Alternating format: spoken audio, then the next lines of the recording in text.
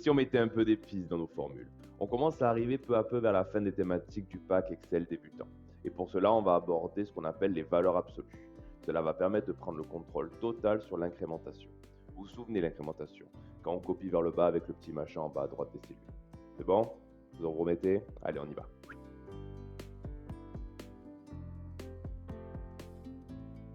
Du coup, comment nous allons faire cette histoire? Alors déjà, qu'est-ce que le dollar? Le dollar s'appelle la référence absolue. La référence absolue, cela permet de choisir lors de l'incrémentation si nous nous déplaçons vers la droite lors du calcul, comme nous l'avons déjà vu dans une précédente vidéo, ou alors si nous voulons rester sur une seule cellule. Pourquoi voudrions-nous rester sur une seule cellule? C'est ça la question. Alors moi, ce que je peux vous dire, c'est que des fois, surtout quand on calcule des taux, c'est intéressant de pouvoir rester dans une cellule si le taux est applicable et uniquement celui-là est applicable. D'accord? Donc comment je vais procéder ici? Pour calculer ma TVA sur des produits comme des smartphones, des ordinateurs portables, c'est la TVA à 20%. Alors du coup, je vais appuyer sur égal, je vais prendre mon prix et je vais le multiplier par mon taux. Je presse entrée et je vais avoir mon 240. D'accord? Donc j'ai 240 TVA, ce qui va me faire un prix total de 1400 euros. Un petit peu cher pour un téléphone. Si je prends mon 250 et je le copie vers le bas, il y a un moment où ça ne marchera plus. D'accord? Qu'est-ce qui s'est passé? Alors, lorsqu'on a vu notre incrémentation, nous avons vu que notre calcul se déplaçait vers le bas. Donc, mon premier calcul qui est C4 fois O2, si je le décale de 1 vers le bas, ça va devenir C5 fois O3. C5, qu'est-ce que c'est? C'est cette cellule. Jusqu'ici, tout va bien. Je veux calculer la TVA de ce prix-là. Par contre, O3, c'est la TVA de taux intermédiaire. Donc, c'est celle qui s'applique au tarif d'électricité, par exemple. D'accord? Alors que moi, je voulais rester en O2. D'accord? Alors, comment je vais faire ça? Je vais placer un dollar. Donc, qu'est-ce qui change entre O2 et O3? Entre O2 et O4, entre O2 et O5? Eh bien, c'est le chiffre. Donc, je vais me placer devant le chiffre et je vais mettre un dollar. D'accord? Et je vais appuyer sur Entrée. Je vais copier de nouveau vers le bas et là, ma TVA se calcule bien. Comment c'est possible? Le dollar va dire à Excel, je veux que le 2 reste 2.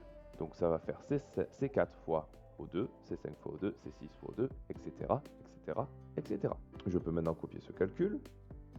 Pourquoi je ne mets pas de dollar dans cette colonne-là? Là, j'ai besoin que les références de cellules bougent. Parce que la TVA plus le prix de mon smartphone, c'est bien C4 plus D4. Et ici, pour ce smartphone-là, l'iPhone 12, c'est bien C5 plus D5. Donc jusqu'ici, tout va bien. Passons à l'exercice suivant. Alors ici, je vais avoir des taux de commission. Les taux de commission vont être calculés à partir des ventes. Si je vends plus de 10 000 euros, je vais avoir 5% de taux de commission. Si je vends moins de 10 000 euros, je vais avoir 3% de commission. D'accord? Alors, première chose à faire, c'est voir et peut-être même organiser son tableau pour savoir qui est au-dessus de 10 000 et qui est en dessous de 10 000. Alors, comment je vais faire ça? Je vais me placer dans mon tableau et je vais faire comme ce qu'on a vu dans une autre vidéo. Je vais cliquer sur Filtrer, Filtrer. D'accord?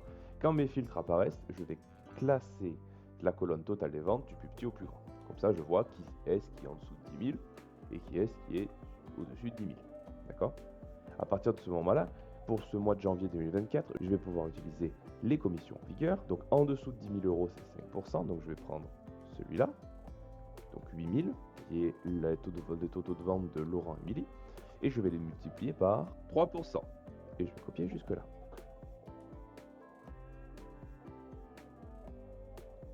À partir de là, nous sommes au-dessus de 10 000. Donc je vais refaire mon calcul, sauf que cette fois-ci, je vais prendre le 5%. Et voilà. Ah, grave erreur. On va modifier ça tout de suite. Et voilà. Maintenant, si j'ai envie de calculer une part en pourcent. Une part en pourcent, ça se calcule avec le total général. D'accord? On divise la part par le tout. C'est-à-dire que Laurent Émilie a une commission de 240 et le total de commission, il est de, hop, on regarde en dessous notre petite barre, 9 970. Donc je dois diviser 240 par 9970. Je pourrais faire le calcul à la main, et je mettrai ce calcul en pourcentage, et ensuite je le copierai vers le bas. Mais si par exemple, je me suis trompé quelque part et la vente a changé, du coup, cela deviendrait faux. Alors, je vais devoir diviser par la somme. Au lieu de marquer le chiffre, ce qu'on appelle en brut, je vais devoir l'écrire avec une fonction. Cette fonction, c'est la fonction somme, nous l'avons déjà vu. Donc je vais diviser par la somme de tout ça. Cette somme, on vient de le voir, elle fait 9970.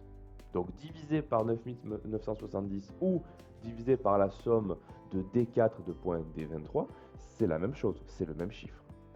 Sauf que, en divisant par la somme, nous gardons quelque chose de dynamique. C'est-à-dire que si dans le futur nous avons une modification à faire, nous n'aurons pas tout le tableau à refaire.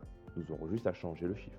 Et si je divise maintenant comme ça, hop, et on voit qu'il y a un petit problème. Quel est ce petit problème? Je regarde, là la somme elle est de D4 à D23, très bien, et là elle est de D5 à D24. Même les plages de cellules changent. Donc il va falloir que je mette des dollars à l'intérieur de ma somme. Je vais utiliser un petit raccourci. Je vais sélectionner dans ma barre de formule la plage de cellules et je vais appuyer sur F4 sur mon clavier. Et il va mettre des dollars non seulement devant les chiffres mais aussi devant les lettres pour pouvoir bloquer toute la plage. Et maintenant, nous avons les bons chiffres. Et voilà! Clap de fin! J'espère que cette vidéo vous aura plu. Les valeurs absolues font partie des connaissances fondamentales pour la suite de votre parcours sur Excel. Exercez-vous bien dessus, même si au début cela vous semble un peu une perte de temps. Vous verrez par la suite. Sur ce, je vous souhaite une bonne journée et salut!